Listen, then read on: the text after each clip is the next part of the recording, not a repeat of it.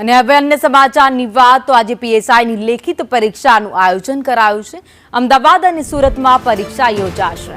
વડોદરા અને રાજકોટમાં પણ પરીક્ષાનું આયોજન કરાયું। કુલ 371 કેન્દ્રો પર લેખિત પરીક્ષાનું આયોજન કરાયું। પરીક્ષા કેન્દ્રો ખાતે ચુસ્ત પોલીસ બંદોબસ્ત પણ ગોઠવવામાં આવ્યો। તો કુલ 858 જગ્યાઓ માટે 1,10,680 ઉમેદવારો મેદાને છે। તો 8,000 થી વધુ કર્મચારીઓ કામગીરીમાં જોડાયા છે। પરીક્ષામાં કોઈ પણ પ્રકારે ગેરરીતિ ન થાય, પેપરને લઈને પણ કોઈ ગેરરીતિ ન સર્જાય તેનું ખાસ ધ્યાન રાખવામાં આવી રહ્યું છે।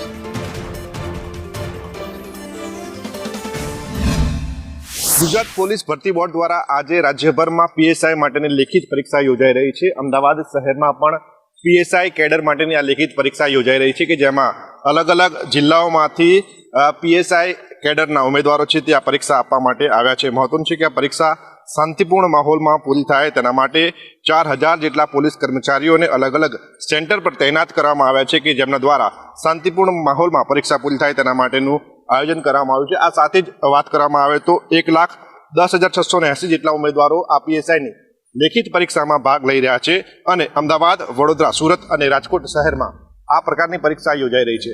પરીક્ષા શાંતિપૂર્ણ માહોલમાં પૂરી થાય તેમજ કોઈ પણ પ્રકારની ચોરીની ઘટના ન બને તેના માટે પોલીસ કર્મીઓ દ્વારા જે ઉમેદવારો છે તેમનું સઘન ચેકિંગ કરવામાં આવી રહ્યું છે। ચેકિંગ કર્યા બાદ તમામ જે ઉમેદવારો છે તેમને પરીક્ષા કેન્દ્રની અંદર પ્રવેશ આપવામાં આવી રહ્યો છે।